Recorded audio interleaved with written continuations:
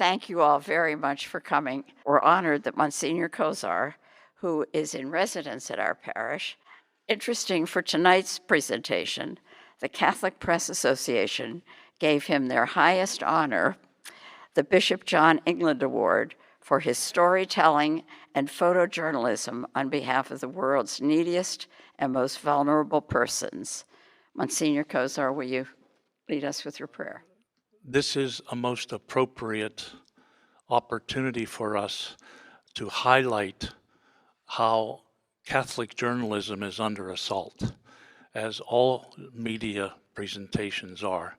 I think what surrounds this evening's debate is an indicator of how truth is itself under assault. So with that as a backdrop, I ask you to bow your heads as we pray.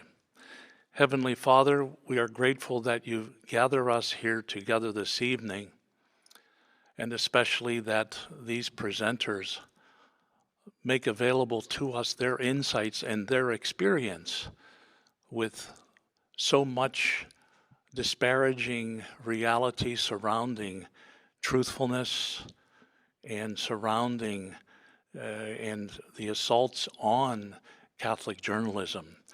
We ask you to bring a calm to all of us this evening, and in a special way to our presenters, as they try to sort through what has become a very challenging environment. We ask that the Holy Spirit engage all of us this evening so that we can together sort through the many lies and the many assaults on what Christ himself has shared with us, that truth must always reign. And now we ask you to bless our presenters and to bless all of us in the name of the Father and of the Son and of the Holy Spirit. Amen. Thank you, Monsignor Kozar. Breaking news. This is the lead we've all become accustomed to hearing. Being the first to get the big story, the breaking news, is the goal of every newspaper editor and producer of every news station. In today's 24/7 news frenzy, getting the big story puts huge pressure upon the journalists to get the story written quickly before anyone else does. Will they have time to fact check? How do people in the truth-telling business report accurately with such time restraints? Journalism serves as a public trust, but does the public trust the journalism we have? I'm very pleased to present two highly regarded professors of journalism from Duquesne University, which just last year established the very important Insitute for Ethics and Integrity in Journalism and Media. Maggie Jones-Patterson is a former reporter for the Pittsburgh Press. She has co-authored 4 books, including Murder in Our Midst, Comparing the Ethics of Crime Coverage in a Globalized Age. Maggie chairs the Duquesne University Student Publications Board, is president of the Pittsburgh Society of Professional Journalists, and sits on the boards of Public Source, an online nonprofit news service for the Pittsburgh area, and chairs Duquesne's Gender Studies program. Dr. Pamela Walk is the editor of American Journalism. She's currently working on her first book, Voices of the Pittsburgh Courier, Miss Jessie Vaughn and the Men and Women of America's Best Weekly. She's a 16-year veteran of the newsroom and has been teaching journalism ethics, news writing, and editing for the last 10 years.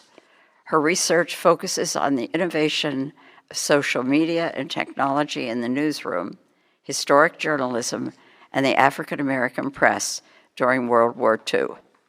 It's my honor to present Maggie Jones-Patterson and Dr. Pam Walk. Pam Walk and I both teach media ethics courses at Duquesne University, and tonight we hope to take a cool and reasonable approach to a sometimes contentious topic of journalism ethics. We're going to talk for about a half an hour, and then we're going to open up for your questions and comments. And here we go. Their young bodies were torn apart by the devastating force of an AR-15 style assault rifle.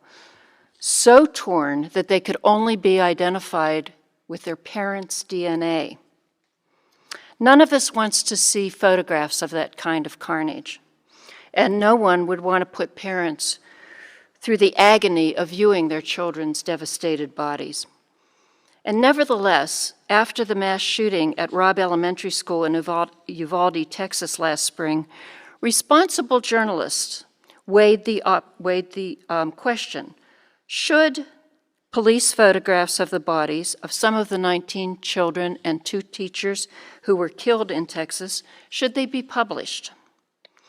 Advocates argued that the public needed to see the excruciating damage that these assault weapons could do.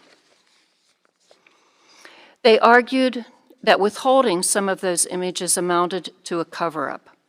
So 6 weeks after the shooting, Ed Wasserman, who teaches journalism at the University of California at Berkeley and who was a dean there, appeared on the PBS NewsHour, calling for such photographs to be shown.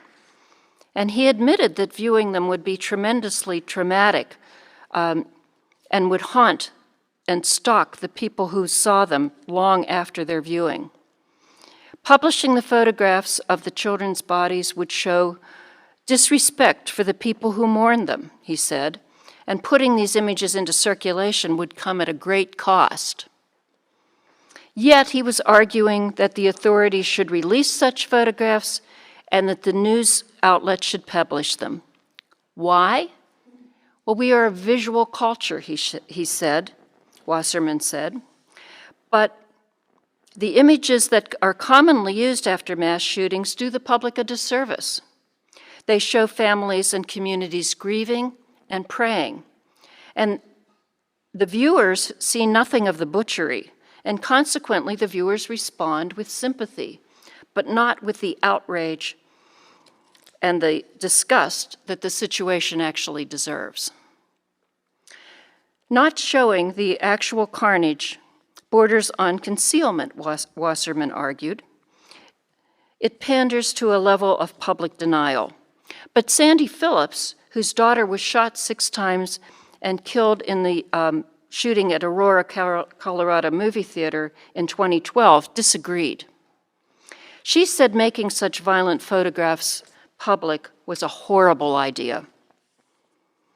The medical examiner wept on the stand at the trial of the Aurora shooter while describing Phillips' daughter's wounds. The press and the public were also shedding tears, and the judge called a recess. Forcing parents to relive that agony is a burden they should not be asked to carry, Phillips said. Journalists are often forced to decide between 2 wrongs. Harm and damage may result no matter whether they publish or withhold deeply disturbing images or story details. They are often accused of sensationalizing the news on the one hand or censoring important information on the other. No response will be entirely right or entirely wrong, and yet they must decide. Those who advocate for publication can cite the beneficial effects of earlier cases. Iconic but highly disturbing photographs have been winners of journalism's most treasured prize, the Pulitzer. They also often are credited with changing the course of history. In the summer of 1955, 14-year-old Emmett Lewis Till of Chicago was visiting his grandmother in Money, Mississippi. He was unfamiliar with the unspoken code of behavior for black males in the Jim Crow South, and he spoke to a grocery store proprietor named Carolyn Bryant, a 21-year-old married white woman. It's unclear just what happened in the store, but Till was accused of either flirting with or touching or whistling at Bryant. And Bryant's husband, Roy, and his half-brother later abducted Emmett, beat and tortured him before they shot him in the head. They weighed down his body with a fan blade from a stolen cotton gin and dumped him in the Tallahatchie River. When Emmett's body was found, it was so disfigured and bloated that his great-uncle could only identify him by his initialed ring. Bryant and his brother were indicted for murder but acquitted, and later they admitted their guilt. And Carolyn Bryant, the source of the controversy, has since admitted that the account of Emmett Till's behavior was a lie. Emmett's mother, Mamie Till, insisted on a public funeral back in Chicago in an open casket. At the time, she declared, "Let the people see what they did to my boy." As a result of the photograph, Emmett's mutilated body was widely circulated among mainstream media after the first being published in the black press. And the public reaction was strong. Mamie Till's decision to make public the graphic image of what had happened to her son is widely credited with spurring the U.S. Civil Rights Movement, including what Rosa Parks was thinking about later that year when she refused to move on the bus. 70 years later, media's widespread circulation of a bystander's disturbing photos of video of George Floyd's suffocation under the knee of a Minneapolis police officer gave rise to the Black Lives Matter. And this iconic photograph marked its 50th anniversary back in June. In June 1972, Associated Press photographer Nick Utt pointed his camera at agonized children fleeing a small Vietnamese village. An aerial attack had dropped napalm bombs on the village that were meant to fall on the Viet Cong hiding in the area. At the center of the image would soon, the center of the image would soon travel around the globe on the AP wire, and it was focused on 9-year-old Kim Phuc, who was running naked with her arms outstretched and crying as the napalm seared the flesh on her arms and shoulders. Some credit this photograph for ultimately helping to end the war. By the way, Utt drove the girl to the nearest hospital after he shot the photo, and the two have remained friends in North America, where they both now live. Utt wrote in the Washington Post on the photograph's 50th anniversary that truth continues to be necessary. He paid tribute to the photographers covering the more recent war in Ukraine. Quote, "If a single photo can make a difference, maybe even help end a war, then the work that we do is as vital now as it has ever been," Utt said. Aid has rushed to Ukrainians ever since Russia's invasion, when viewers reacted with a visceral mix of anger and empathy to Ukrainian suffering. This way of thinking about ethical issues is often considered utilitarianism, or this consequential reasoning, because it judges the rightness or the wrongness of an action by its outcome. Did the decision minimize harm and benefit the largest number of people when compared with other possible outcomes or actions? Would, for example, showing the torn bodies of the children shot at Uvalde awaken a public stupefied by images of teddy bears and flowers piled up by the site of the shooting? Advocates argue that it would. Does the harm done by concealment outweigh that done by exposure? And can journalism be accused of paternalism when holding back news that citizens need? Journalism and photojournalism often show us that the human cost of problems such as racism, catastrophic foreign policies, authoritarian rule, and war. For many, the ends precipitated by the publication of such images and stories justify whatever harm they may have caused. But Sandy Phillips, mother of the Aurora, Colorado shooting victim, pointed to one weakness in this way of thinking. Any claim that the photos of mass shooting victims might make a difference is no excuse for asking families to bear such trauma, she argued. Journalists have no crystal ball that predicts with certainty that any benefit will be forthcoming. They cannot be sure that the public will not simply wince with disgust and move on. In that case, whatever pain was inflicted, it would be for naught, according to the utilitarian way of thinking. Here's an example of unforeseen consequences in a famous photograph from 1975 that still appears in journalism texts today. Stanley Foreman, a staff photographer for the Boston Herald, was covering a fire in an older Victorian apartment building. He circled around the back of the burning building where firefighters were calling for a ladder truck, and they were trying to rescue some tenants that were trapped on the fire escape. With a motorized camera focused on the young woman and a toddler standing on the 5th floor balcony, he shot a series of photographs of what he thought was going to be a really routine rescue. But just as the firefighter, with one arm around the pair, grabbed the ladder to rescue them, the balcony collapsed. The firefighter hung onto the ladder, grabbing only air where the woman and the child had been. The camera followed their fall. The 19-year-old woman, Diana Bryant, who died when she hit the ground, and her 2-year-old niece and goddaughter, Tiare Jones, survived, in part because her fall was cushioned when she landed on her aunt's body. This dramatic photo of the two in midair won both the Pulitzer Prize for Spot News in 1976, as well as the World Press Photo of the Year. And the Herald took a lot of criticism for invading privacy and pandering to sensationalism. At the same time, the photo prompted officials in Boston and other U.S. cities to upgrade fire escape safety laws. Neither Foreman nor his editors likely foresaw that beneficial outcome when they ran the photo. But does the consequential reform justify their decision? Would that same decision be unethical if reform had not resulted? Do journalists' motives matter, or should their action be judged only by the outcomes of their decisions? Such questions prompt a different way of thinking. Are affected families entitled to bear their agonizing losses in private, no matter what public interest may be at stake? The law might say that their involvement in a news event makes them public figures, and so they have little legal claim to privacy. However, the ethical decisions about privacy are much more complex.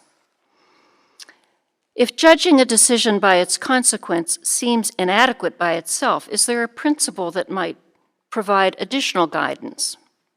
Philosopher Immanuel Kant believes that persons faced with ethical decisions should seek to perform a fundamental duty and obey an important principle. The Society of Professional Journalists ethics codes identify these kinds of duties and principles for reporters and editors. We've been describing tragic events that have happened to private persons, but these events took place in the public realm. They speak to the need for public action, or they show the human effects of current policies. Journalism often bridges the gap between public and private life. Storytelling is the vehicle that we use to cross that bridge. With words and pictures, journalism helps diverse Americans define who they are as a people. It serves as a major means of society's self-definition. Ideally, in a democracy, audiences view these stories not as private individuals or as news consumers, but as citizens. As citizens, they have both the right and the duty to understand what's happening in the world that they inhabit. In the late 1990s, as new technologies were changing journalism, Bill Kovac and Tom Rosenstiel, both experienced journalists, studied what journalists and the public believed journalism should be and the role it should play in the democratic process. The book that resulted in 2001 is The Elements of Journalism: What News People Should Know and the Public Should Expect. It soon became something of a Bible in the journalism field. Last year, it was updated and reprinted in its 4th edition. Journalism, Kovac and Rosenstiel found, has consistently defined its mission in terms of a public service or a public trust. Quote, "The purpose of journalism is to provide people with information they need to be free and self-governing." They wrote this drawing on their own findings. This obligation separates journalism from other forms of communication, and that mission is widely professed by journalism institutions. Kovac and Rosenstiel, as well as the journalists and members of the public who participated in their study, worried that journalism was failing to observe its mission and instead was damaging public trust. The two authors emerged from their work with 9 key elements that they believed define good journalism and that should be followed no matter what technologies deliver it. The first of these 2 principles is journalism's first obligation is to the truth, and its first loyalty is to citizens. Journalism's end purpose is not to bring about particular policies, nor to stimulate citizens to an end that the journalist finds preferable. Therefore, justifying decisions about what to publish by what outcome results or what outcome could result is risky business. Journalism's job is to place that outcome in the hands of citizens, to provide them with the means to figure out the best path forward. To go beyond that purpose by striving to bring about some particular action, therefore, can be seen as overreach. It could be judged as paternalistic or arrogant. Journalism's job is to trust the public not to take it by the hand and guide it toward some preferred action. On the other hand, journalists can present and weigh possibilities. Reporters should not, for example, simply show audiences a violent image and leave them with a sense of despair or cynicism. Lauren Kogan, who teaches journalism across the state at Temple University, put it this way: "The ethical thing to do as a news outlet is to make darn sure that you're providing the audience with the information that they would need as democratic voting citizens to go out there and create change. To leave your news audience feeling powerless, to feel like there aren't any solutions, then you are getting into the realm of being sensationalist." The kind of guidance Kogan means is often in follow-up stories. Tragic stories or any breaking story can unfold like a play in a series of acts. Immediately after the event, Act 1 stories supply the traditional 5 W's: who, what, why, where, and when. Act 2 stories can be told days, months, or even years after the initial event. They can follow the ongoing effect of the trauma on the victims or the effects of the policy actions. Act 3 stories can place specific events within broader sociological, historical, or even economic contexts. Putting events within such a broader context allows audiences to discern causes and become better equipped to evaluate the means of addressing them. The tightening economic resources at news outlets is limiting journalism's ability to provide this kind of deeper coverage. Nevertheless, this kind of analysis is essential to the mission of treating audiences as citizens and not just as voyeurs. The mission of public trust is journalism's guiding light. That light illuminates its duties to truth and loyalty to citizens. If that light grows dim, other less noble motives crawl out from under the shadows. The mission of journalism should be kept alive in newsrooms and story conferences and budget meetings where decisions are made. Human beings, Walter Fisher said, seek coherence in a guiding narrative or mission. They measure its coherence or fidelity against their lived experiences. If the mission's words lose their meaning in action, that mission will be replaced by other tempting narratives, such as attracting more clicks, pushing a political agenda, acting for the sake of career advancement. While such goals have their own value, they're secondary. If they take the lead in a news outlet's decision-making, those who follow them will eventually head down a wrong and potentially destructive path. Management's expectations and the organizational culture at news outlets can mold the identities of journalists about their profession and affect what criteria they use to make decisions. If editors and reporters lose sight of journalism's main mission, they lose their true purpose. While keeping sight of their primary duty to citizens, reporters can still draw upon one of the most important tenets of utilitarianism. They can minimize harm by showing sensitivity to victims and to families. The Dart Center for Journalism and Trauma, a project of the Columbia University Journalism Program, provides a wide range of resources. This summer, for example, their website included a special section for those covering the Uvalde shootings, including articles about interviewing traumatized children and dealing with the trauma that they witnessed themselves. From Dart and other sources, reporters can brief themselves on the ways to exercise care. What victims object to in news coverage might surprise reporters. They are most deeply troubled by factual errors in reports, the misspelled names, the wrong ages, incorrect addresses, twisted timelines, as well as simplified and hurtful characterizations. They want their story told accurately and in a manner that allows them to feel a part of their community. Most often, they recognize that what happened to them was of public concern. Newsrooms have shrunk, and harried reporters are sometimes tempted to simply weave shooting victim stories from their pictures and posts on social media for the sake of meeting a deadline.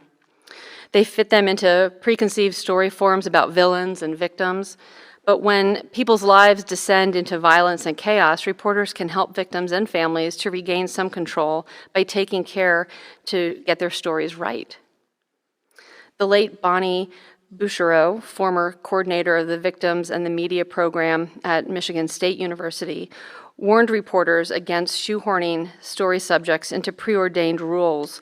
Life is usually more complicated than that of the purely innocent victim and the villainous perpetrator. All reporters bring preconceived notions to the job, and they will find it impossible to simply set easy frames and biases aside. Instead, journalists must tune into their automatic thinking patterns and counteract them. Minimizing harm shows respect for all involved. Obtaining permission to photograph is not always possible in the midst of a major news event, but making the gesture, asking, helps win public trust. While journalists' first loyalty is to the citizens in their audience, showing respect for news subjects need not subtract from that first obligation. Surely images of the children shot at the Robb Elementary School should never be published without parents' consent. Mamie Till chose to show her son Emmett's mutilated body to the world. No journalist should unnecessarily wrest that control from a grieving parent. In the United States, where press freedom is protected by the First Amendment, journalism mission statements and codes of ethics should guide journalists in their decision-making. With freedom comes responsibility. Each story and photograph demands fresh thinking, but the main principles should remain in the foreground of that thinking. The first sentence of the Society of Professional Journalists Code of Ethics reads, "Members of the Society of Professional Journalists believe that public enlightenment is the forerunner of justice and the foundation of democracy." It is followed by an elaboration on 4 main tenets.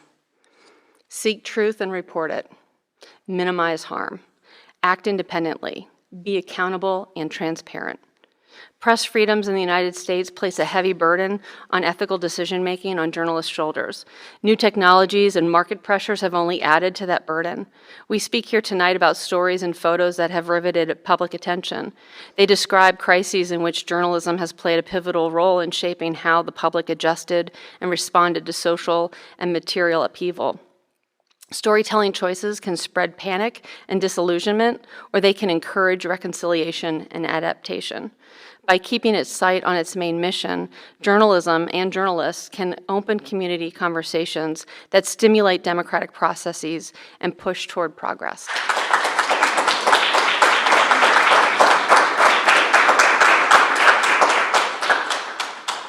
We would love to hear your questions or your reactions, your thoughts.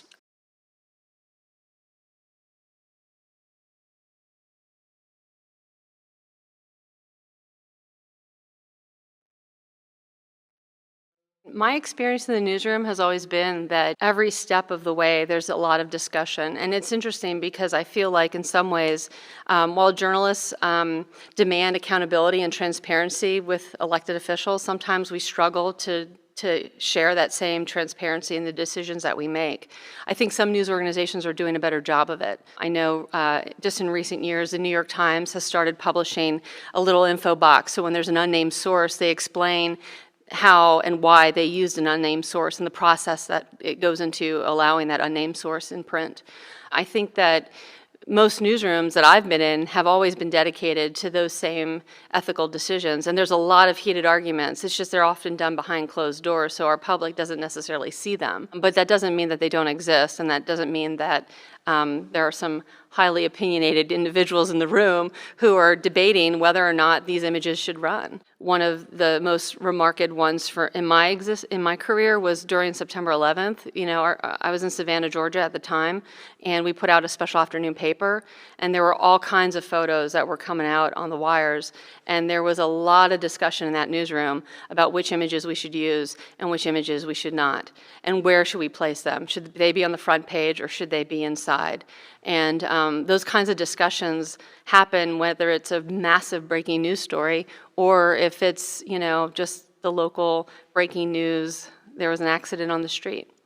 You know, as you asked that question, I was thinking about a film which, unfortunately, I don't think circulated widely, but there's a local filmmaker named Kenny Love who did a documentary about the men who, when they were almost all men, I think, who set the type and ran the presses in that downtown building that's now closed. And what I found very moving about that is that all of those people felt devoted to informing the public. And they talked about days when they came in and worked overtime in order to get an edition out and make sure the public knew about something like 9/11 or a major story. So yes, the entire institution has to be devoted to these principles. And they're fallible, and they will, and sometimes they make a decision that you might think is wrong and the person next to you thinks is right. But we have a lot of junk out there that is calling itself, or that people think is journalism. But that doesn't mean that it's not also done honorably by a whole lot of institutions that give us really accurate information and people give their lives to bring it to you. One thought that also crossed my mind is that I think a lot of times audiences think about the ethics of the journalists involved in the work, but don't necessarily think about their own ethical standards when they share information online. So it's sort of a two-way street, right? I mean, how many times have you forwarded something thinking, oh my goodness, this is amazing, and then was like, wah, wah, 2 seconds later, oh, it was not real, or it was fake. And then you're guilty of passing on information that wasn't vetted.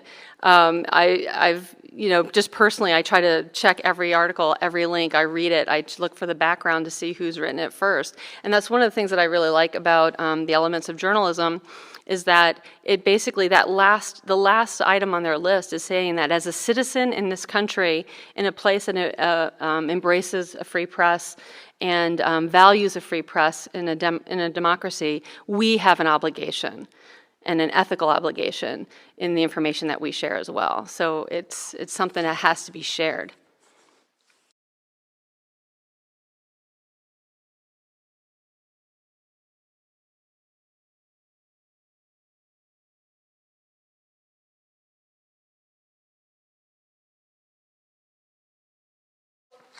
When I was working on my book about crime reporting, it was before the Tree of Life that we did some interviews in Pittsburgh, but we talked to some reporters who had reported on the shooter in Stanton Heights who killed 4 police officers.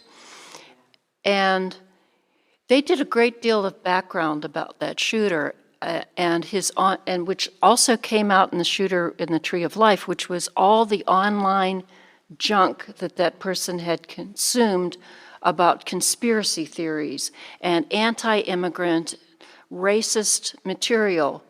And when I interviewed Dennis Roddy, who was a reporter and a columnist for the Pittsburgh Post-Gazette, he said, we have to realize that this is getting close to this function of the internet in perpetuating these terrible conspiracy theories is getting close to yelling fire in a crowded theater. And we need to understand that. That's why we're telling you all about who this person is and what shaped them into the kind of person that they became. They're growing up in our midst. That's what Murder in Our Midst is about. These people don't appear from Mars. They're part of our society. What is shaping this kind of behavior?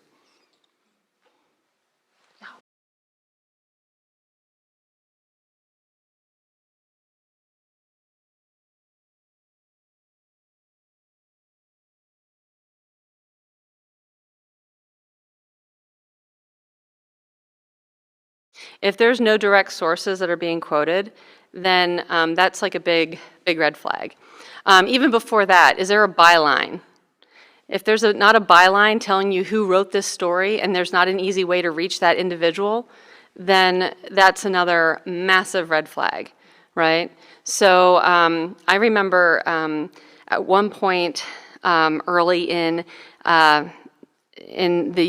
before Russia invaded Ukraine, this most recent time when they took Crimea, there were organizations that were trying to spread disinformation that were actually mimicking the front page of CNN and other news organizations. And the only way that you could tell it was different was if you actually read the URL, or if you noted that the CNN didn't have that red banner, it was a black banner instead.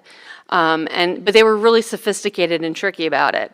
And so, I think that, looking for those bylines, looking for the about on the news source's website, if they don't have a background explaining who they are and how to reach the people in charge, that's just like massive red flag. And just don't go there.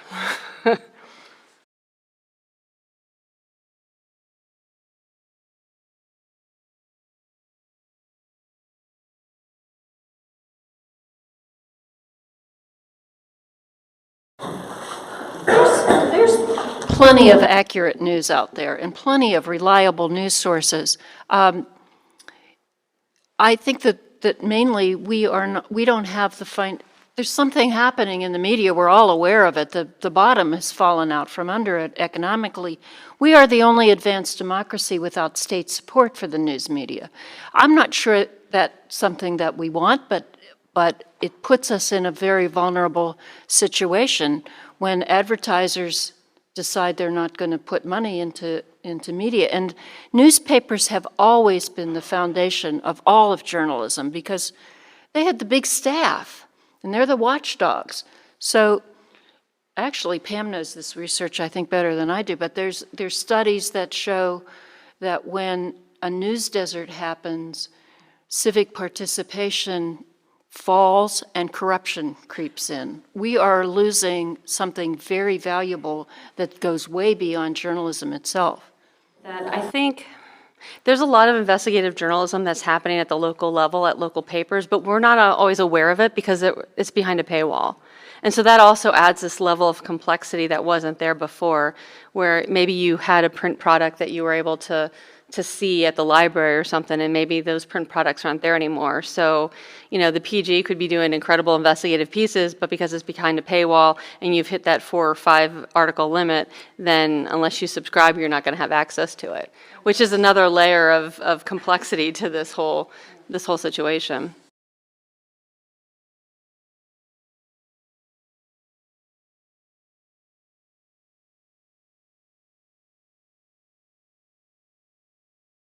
Reagan knew that if he could keep the news media off the war front, which he did, after Vietnam, all presidents have known they're vulnerable. We didn't want to see the war in our living room. Once the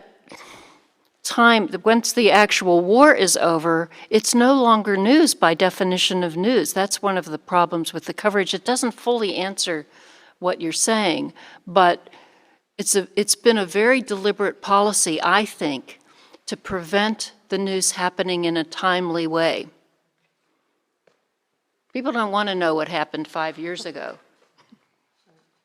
And I would add, too, as a former reporter who covered the military in Georgia, it's a difficult thing because, while I never embedded with them, I have colleagues and friends that did, and you're trying to be as honest about what's happening. But I remember when my friend Noelle was embedded during the March to Baghdad with the 3rd Infantry Division, at the end of every story that she had transcribed over sat phone, her first question was always, "What's going on?"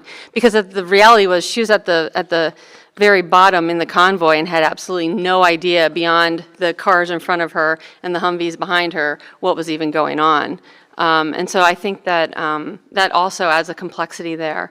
I think prior to the Iraq War, there were a lot of journalists that didn't understand how the military operated and how they should function or could function within that embed relationship.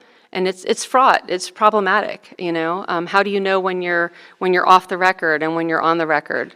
Those were things that I always tried to be very crystal clear about, because, you know, when you're embedded with them for a week at a training center in California, you know, what's on the record and what's off the record? You know, like those kinds of discussions are things that journalists have to navigate that they don't necessarily think about, you know, when they're doing that embed. But at the end of the day, I'm in the middle of the Mojave Desert. I have to follow their rules, otherwise I'm lost in the middle of the desert and I'm without water and sustenance, you know. So there's a complex relationship there that is really problematic.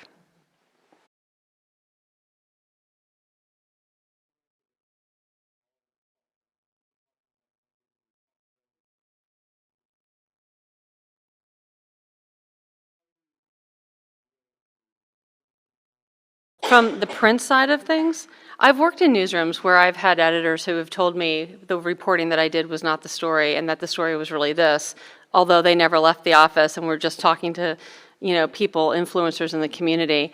On those stories, I would pull my name. I refuse to let my name be on the story because that's the only power I have as a journalist. It's why the strike with the PG right now was such a significant thing. When you pull your name from a story, that takes away this level of verification and authenticity and originality, and that's an intended zinger. And when I did that, my editors were never happy with me, but I was willing to do it because I didn't believe that I had gotten the story wrong based on the sources that I had spoken to. On the flip side of that, you're also talking about broadcast. And I think broadcast is really one of those places where it has become a much more difficult environment to work in. If you're in a cable network station that runs 24/7, that's a lot of airtime to kill. And while Ted Turner did some pretty amazing things with CNN and creating that environment, at the same time, he's also helped to create the environment that we're in right now. And I personally feel that until consumers start demanding more transparency in the people that appear on their television screens, they're just going to continue to do that. And I think that, you know, I would be running with scissors in a broadcast station, because I feel like, you know, that level of accountability from a producing standpoint. Who are the sources that I'm bringing in? Are these actual experts, or are they just people that are good talkers that I know will make a sensational headline that will then turn into a viral story and get eyeballs on my page and clicks and metrics and all that stuff? You know, so I think that understanding sometimes the nuances there is also really important. And I think that maybe some broadcast stations are starting to understand that, because advertising is starting to siphon. They're starting to feel the pressure that newsrooms felt, you know, 10, 15 years ago. But until audiences require or want better and improvement in the way it's presented, it's not going to change.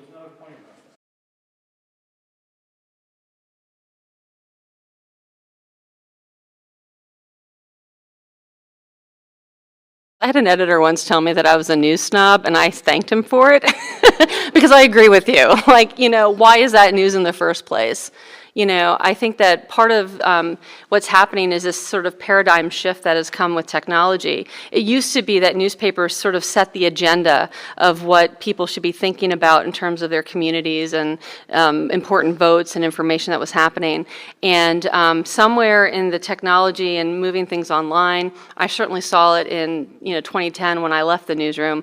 It was slowly shifting away to what are people clicking on? What are we concerned about? And I tell you, there are newsrooms today that have metrics that are live on their newsroom walls, keeping track of which story. And if they don't think it's going to get X number of hits, they don't even write it.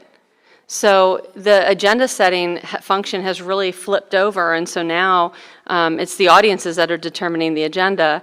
And sometimes I tell my Newsroom 1 students this, the broccoli beat of life is not the most exciting. I spent many years on it, but sometimes you can't have Cocoa Puffs all the time. You need to have some vegetable. And I feel like sometimes that's what we're seeing at play on a daily basis.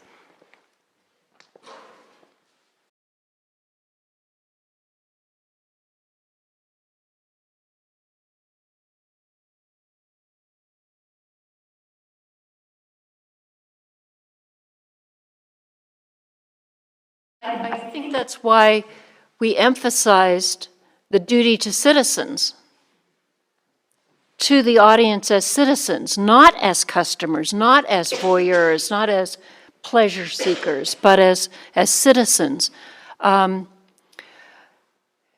If journalism identifies as its fundamental mission to be a public trust, that also means that the public has to trust in the media. And that means what Pam is talking about taking responsibility as citizens and as news consumers for what the heck you're paying attention to and paying your money to.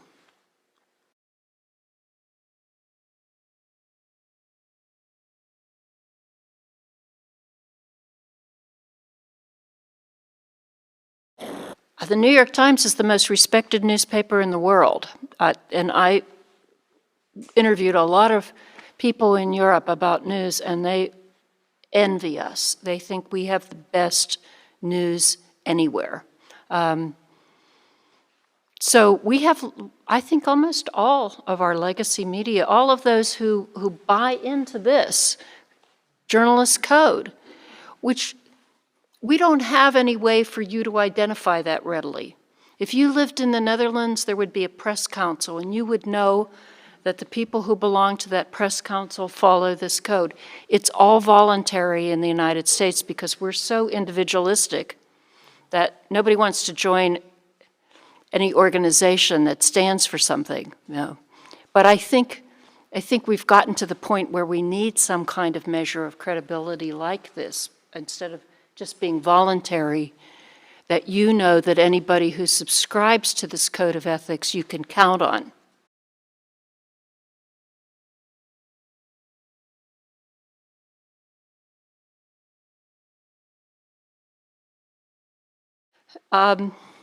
You know, our newspapers were all biased well into the 19th and maybe even the 20th century. Pam's the historian here.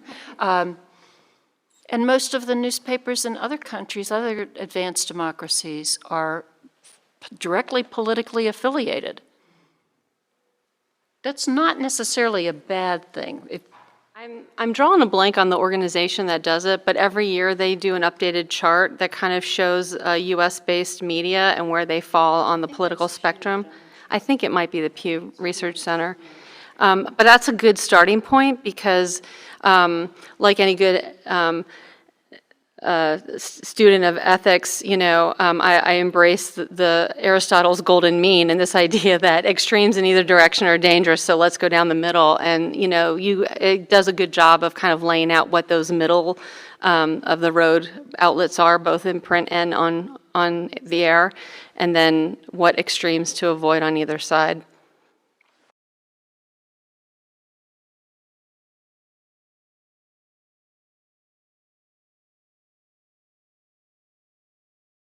I just read this recently about all of the things that Fox chose not to tell their viewers because their viewers would rather not hear them. Don't watch it if it's that biased.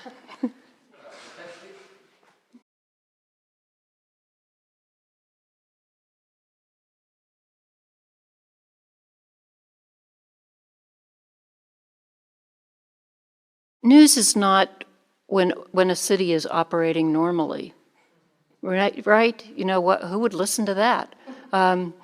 So it's partly the definition of news that, of course, they're going to concentrate on this affected area and not those areas that are acting normally. But you can provide that context.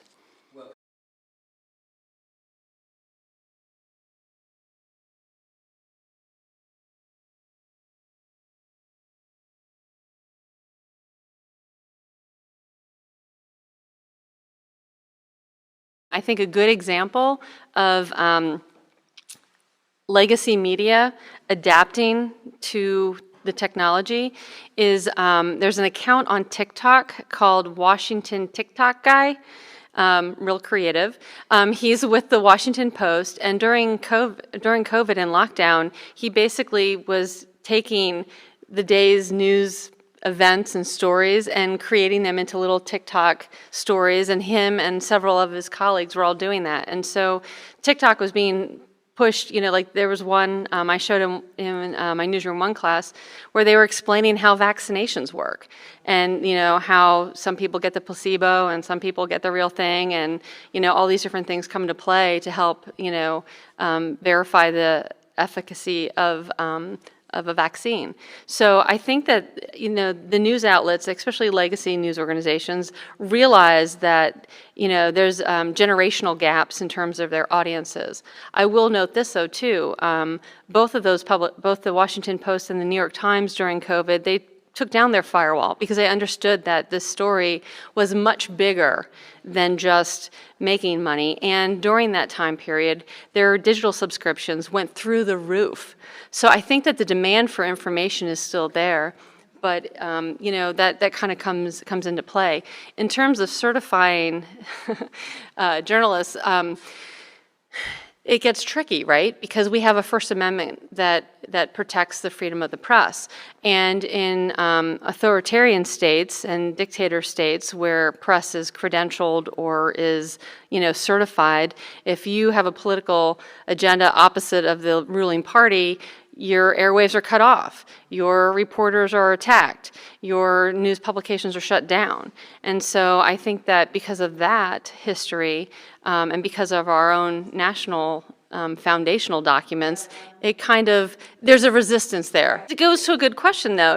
One of the things that Maggie and I are working on with another colleague is some research that kind of gets to the bottom of that in terms of audiences in the Western Pennsylvania, and how do they view the publications and the broadcast stations in the area, and what can be done to help improve this trust in those publications.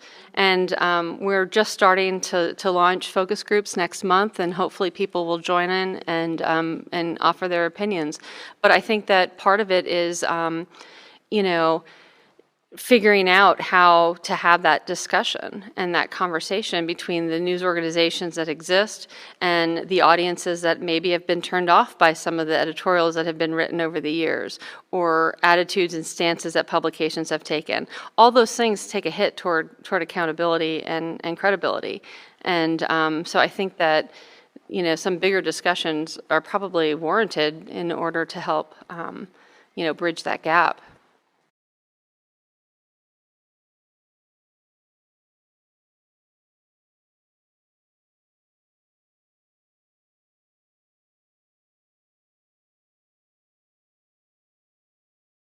The number of presses that have shut down across the United States just over the last 10, 15 years is really frightening. And what it means is that, maybe not necessarily in Pittsburgh, but definitely when you get outside of those metro areas, suddenly there's nobody covering the local school board meeting and the county council or the county commission. And one of my friends is a professor at UGA.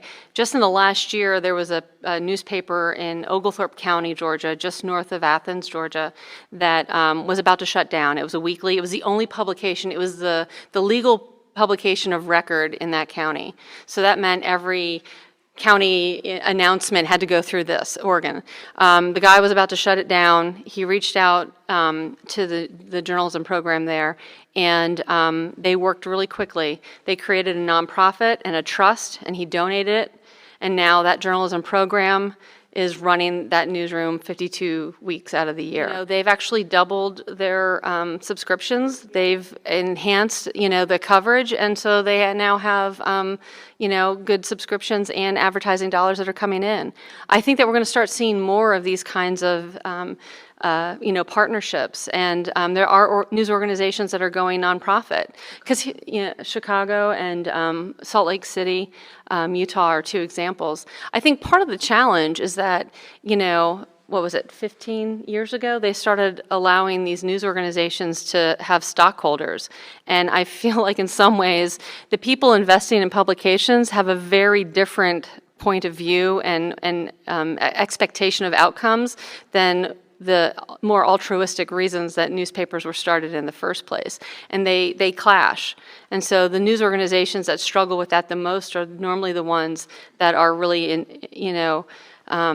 being held to bottom line and not necessarily to the mission of journalism. It's quite remarkable, but most communities were not considered communities in the United States until there was a church and there was a newspaper and maybe a schoolhouse. So, that's just showing how much our society has changed in some ways. On Thursday, November 10th, it is in the middle of the day at 1:30, but we will have one of the co-authors of Elements of Journalism, Tom Rosensteel, will be at Duquesne. He'll be it'll be in the Power Center in the ballroom. It's at 1:30, and it's open to the public.